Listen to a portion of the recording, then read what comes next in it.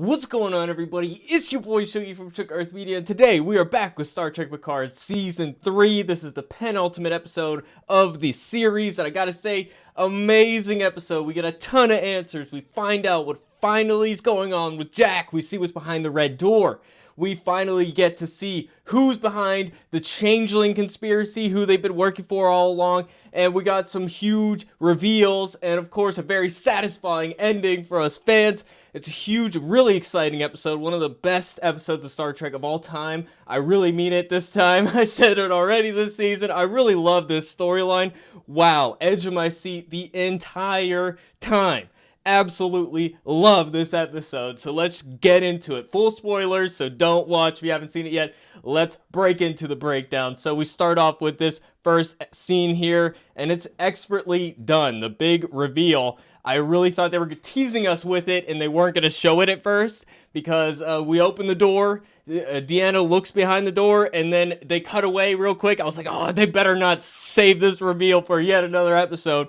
They don't do it. It was just to tease us a little bit, but I really like how it starts with a bit of suspense. It builds it up. It lets us really soak in that reveal. It brings back Jack to the memory that started this whole image of the red door and the vines and what all that means. I love the symbolism of this episode because this whole season has been about generations. It's been about connections, family, friendship. It's about all of that and how that kind of contrasts with the Borg, which assimilates and makes everything the same thing. And there's a lot going on here under the surface. Maybe we'll do a separate video about the themes behind the season once we can see it next week all wrapped up. But I really love how connected everything is in this episode.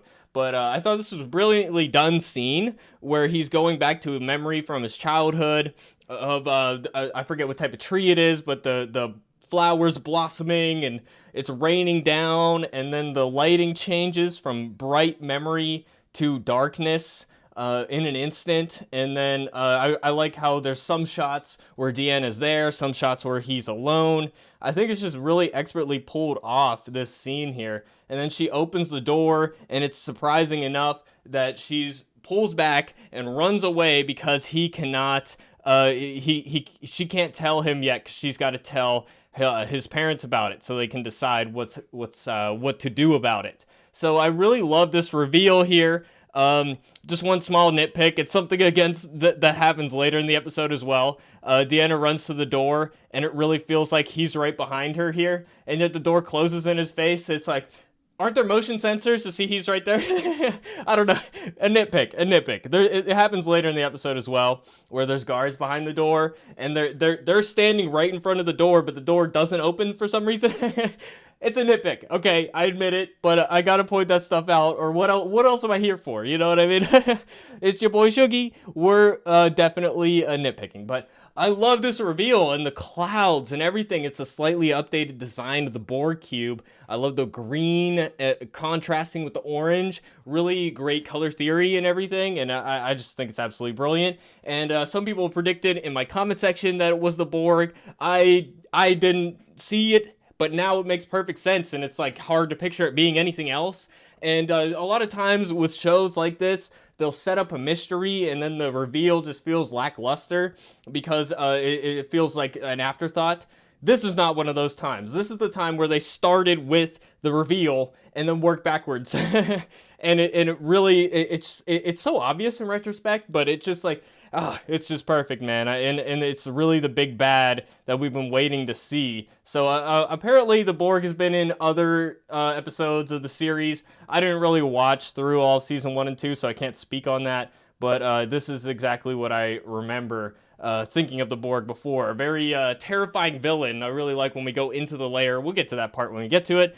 But it feels like a horror movie at times, so I really like that. And here we are getting the big reveal that Jack is part Borg. Behind the door is the Borg, and it turns out that the next evolution, again, bringing back that generations, that evolution type of thing. They had it with the Changelings evolving and changing, and now they got the Borg evolving and changing through Locutus. aka Picard, of course. And that's the big reveal. He finds out that he was changed by that. His supposed Irrimatic syndrome was just a red herring, and it turns out it's actually just some biological changes. And they bring in some fun science here. They're talking about how not all communication when it comes to biology is verbal, that there is like beehives and stuff like that that communicate without speaking. And I think that's a really brilliant concept, birds flying in unison. Again, just bringing in some science to back up the storyline. And that's what they do so well in Star Trek. It's not like the science has to be 100% real, but it definitely adds some more validity to the story when you sprinkle in little things like that. So I'm a sucker for that kind of stuff. I love the genre, so really satisfying to see that. And the big question is what to do with Jack, and I like Deanna being the voice of reason, saying that he is a threat at this point, and we have to treat him as a threat. And I gotta say, Jack's performance in this episode, I don't know this actor's name, but I've seen him before, but he carries this episode, man. I mean, the transformation in just this scene alone, incredible, man. I mean, he's really at his breaking point. And I love this conversation, how Picard starts from the beginning, tells the whole story, and Jack realizes the truth, but he's kind of broken by this and realizes that his seeking out connection, all of that is subconsciously him looking for a queen, like a queen bee, again, bringing back the bee concept. So I think that's a really brilliant way of just communicating this whole concept. And just amazing performance from Jack. I mean, I'm really in awe of it. It's like, you take out that performance from this episode and it kind of falls flat. So really is the centerpiece of this whole season is Jack. So he tries to leave, and then there's the guards outside the door. I already talked about they're so close to the door doesn't open. I don't know, maybe the door can like read your mind if you're gonna decide to. I don't know. I'm overthinking it at this point. But I got a question. Another nitpick here is we know already that Jack can take over people's minds and make them do stuff. So why don't we have Data guarding him? Because I don't know. I mean, maybe he can take over Data as well, but just as an extra precaution, since they already know that he's a threat in that way, that if you post any guard outside the door, he's going to be able to take him over potentially. So I don't know why they didn't think of the Data thing. So I don't think that's a nitpick. I think that's a genuine critique there. Something they maybe left out. And it would have been nice to test the limits of it. Maybe he can take over Data because Data's like a new version, the evolution theme coming back again. He's a new version. He's got a little bit of human in him, I think. So I really like that. And then this final confrontation with his mother, where you see that he's fully broken. He's going back home to the Borg, and he's kind of rejecting his mother in a way. He says that he thought the voice that he heard was her, but it turns out it's the queen bee, or whatever you'd call her. So he takes a shuttle and he leaves and goes back to the planet that we saw in the intro behind the door. I thought it was a brilliant way of thinking about it. And here we got Picard saying that Jack inherited the worst of Picard and the best of Beverly. Again, bringing back that theme. It's a bit repetitive because we kind of already talked about that in a previous episode. But in this moment, it feels very justified. But it's a bit annoying because in that previous episode when we talked about it, we already discussed some of the positive things he took from Picard as well. But that's again, that is a nitpick. And here comes Data to try to comfort Picard. And I really love Data in this episode because now we have the fully integrated Data plus lore, the new version of him. And I like how they have Data's attitude plus some of Lore's mannerisms and ways of speaking. So it's a new character, and I think they did a great job of combining the two into one. So absolutely, very, very interesting to see. I hope he sticks around and we get to see a bit more with Data. So we get Jack looking for the ship here, and then we are with our crew realizing what has happened with the transporter, that the DNA was taken from Picard's body. The changed DNA that the Borg changed was inserted into the teleporters, and that has infiltrated all of Starfleet, anybody who's used a teleporter has had this changed DNA incorporated into them, and I thought that that was genius. And it reminds me of some fan-written episodes and some theories that it's not actually a transporter, it's just a replicator and stuff like that. So that was kind of fun, but I thought that was a genius concept as well. And I also like the concept that it only applies to the young, because of the brain stops developing at 25, so you can only get infiltrated in the brain. The science of that may be a little shaky, but I think it sets up an interesting dynamic here. So I love this reveal of the transporter destroying us, and it gives us a reason why in the previous episode Vadic didn't use the teleporter. I was kind of wondering, I forgot to mention it in my last review, but I was like, why didn't she use the transporter to get from her ship, the Strike, to the Titan? And it turns out that this is the reason. She didn't want to be taken over by the Borg. And I think that's interesting that the Changelings have a kind of alliance with the Borg just because they want to destroy the Federation, but they don't actually want to become assimilated. They want to be their own thing. So if anything, you'd think that they would want to team up with Starfleet to take down the Borg. But again, they have their own motivations for that. So I just very satisfying. It's finally Frontier Day, and we got an admiral giving a speech. I feel like we've seen her before, but I can't really at this moment place her. But she's giving a speech about the history of Frontier Day, and now we got Jack on the creepy Borg ship. I think they did a great job with that set. So and the tension's building up. I didn't mention it yet, but the score of this episode really brings the intensity up. I really love the music in this whole season. It really elevates the story even more. So it's really great to see that. And here we are at Frontier Day, and Jack is looking for the Queen Bee. He finds her. He can't shoot her, and I don't know if we're going to find an explanation of why, but I like that we only get a silhouette. We don't really get to see her in her whole entirety. But I really like the set, all the cords they got everywhere, the lights. It's dark. I mean, it seems perfect. And then Jack gets fully integrated. He gives up. I don't know. I guess maybe he can't fully. He can't go against the Borg. Maybe they've already infiltrated in a way. But if he physically can't do it, I don't know why they need to plug him in.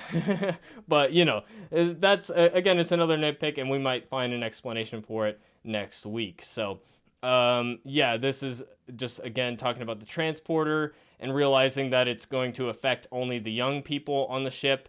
So it's the old versus the young, and I think it's a brilliant way of and I like this effect too. I'm not sure exactly what's going on here, but I think they needed Jack for something to finally pull this off, and just in time they get him there. So I like it sets up our old crew versus the new crew. I think that's a nice dynamic, and the reveal is pretty great. With the black eyes and the veins and the mystery behind that. And it's pretty pulse pounding part of the episode. I'm like, what's gonna happen? What's gonna happen? It's pretty bleak too. We hear a lot of screaming, a lot of death. There's a ship that is destroyed. So I also like this part. Here's another part with Data and Geordi, where Geordi's like gonna run to get his daughters, and the new Data. It's more like lore. But it's a lore that cares about his friends. So it's lore plus Data, but the way he kind of grabs them and is like, no, you can't do that. That's not a thing that Data would have done before. So I think that's really great to see that. And then we get an exciting action scene. We're shooting each other. We're only using stun, though. I like that they aren't trying to kill the young people taken over by the Borg, because we're going to, of course, need them down the line, and there's got to be a way to cure them all. I'm sure Jack's going to be the key to it next week, but we'll find out when we get there. So we hatch a plan to meet in the maintenance deck. There's a ship that we hear in the elevator. They hear a broadcast from the maintenance deck of another ship that they managed to take their ship back. But of course, all of these ships are now integrated. Again, it's part of the Borg, that that all the ships are now in communication with each other, and they're assimilated together. And it's really interesting that that Starfleet was infiltrated and then became like the Borg without even having to be forced to do that. Just having the changelings there, planting the seeds of everything. So I think that was a genius concept as well. And I'm not sure what these symbols are, but somebody more in the lore of Star Trek, but they're in a very specific formation. I don't know if that has to do with the Borg or what. I'm not entirely sure, but I love this scene here. And we get some humor at the end of the episode. We get a little bit of hope at the end of the episode. It feels so bleak for a while, and then we get a bit more levity in the end of the episode. I like the line, I've never been so happy to see so many wrinkles. And I'm noticing in this episode, it seems like there's a piece of software you can use that takes away wrinkles from people's faces. It kind of smudges it and blurs it a little bit. This is the first episode where I've noticed that they're using that. And I think it's kind of ironic. At least it seems that way to me, especially like in the close-ups, like in this first opening scene and stuff. But that's, neither here nor there. It's not a nitpick, it's just something I noticed. So we have an exciting shootout scene outside of the maintenance deck. And I really love this part with Data here. It's pretty where he has his lore energy, and he's the only positive thing he can think to say is, "I hope we die quickly." He's a really funny guy, man. So the levity is also very much appreciated. But then we have a big tragedy, and I really felt for this. I felt for this scene, man, because like I've grown to like this guy. You go from not liking him to understanding where he's coming from to liking him and appreciating his sarcasm. And here he has the heroic sacrifice. He fulfills his complete arc, and it's a very tragic moment. And I love that he finally calls Seven of Nine by her chosen name, and it's a very touching, moving scene. And I was kind of hoping we'd see more with this character, but now that this has happened, this is the way it has to be. This is the right way. And it's again bringing us to that bleak moment where it feels like we're losing, and then we get that injection of hope at the end of the episode. So a really moving scene. And I also like Raffi, who I don't know much about this character, but I know that she has history with Seven and she won't leave Seven. So Seven and Raffi are on the ship left behind, while the rest of our crew goes to the museum where Geordi was working on the Enterprise D. We get the big reveal. The ship is back. And it was really, really exciting stuff. It was so great to see the ship finally reconstructed. I absolutely love just going back on this deck here. And it's very faithfully recreated. The lighting is perfect. The sets are perfect. All the colors are exactly how they were. And, I love the comments about the carpet that Picard makes. And it's again, just bringing that injection of hope and humor into it, bringing us fully back. We had all the crew assembled. They really doled out the nostalgia bait very efficiently. They had all the crew come back one bit at a time. And then they have this final moment where we are all back in the ship where it all began. And it just feels like a full circle moment.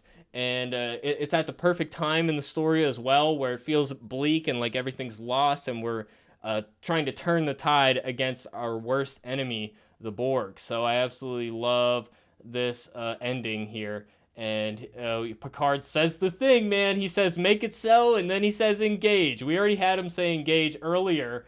I kind of wish that maybe they didn't have him say that the first time, just so that he could have that here, but they have him say, "Make it so." And, it's definitely the thing where you point at the screen, he's like, "He said the thing, man, he said the thing." But it works, it works. I wouldn't have it any other way. And it really is the perfect ending. A very exciting episode. One of my all-time favorite Star Trek episodes, dude. I don't know how you can be a fan of Next Gen and not appreciate this season. It's so good. It's everything I wanted new Star Trek to be since Discovery and all that, and it's just so satisfying to finally have a franchise I thought was lost, and now we get this amazing season that challenges all the old seasons as one of the best of all time. Terry Metalis, you fucking did it, man. You the absolute mad lad. He directed this episode, and yeah, just I'm so satisfied with how this turned out. I can't wait for the series finale. It's going to be bittersweet for me because I've enjoyed it so much. And this is a short review for me. Most of mine are about a half hour, but I don't know that I have much more to say. I mean, it's just so dense with stuff, but I think we've said all that there is to say. So let me know what you guys think in the comment section down below. I think we're gonna got one more reveal next week. The face guy that Vatic was talking to, I'm not so sure that that was actually the Borg. You know, I don't know. Maybe it's somebody else behind the Borg. I don't know. We'll find out. Maybe it's more forces working together. But other than just the Borg, but I don't know. Let me know what you guys think in the comment section. I hope to see you in the next video. Definitely sub if you want to see my finale review and other shows and whatnot after that. But thanks for watching, everybody. I hope to see you in the next video. Peace out.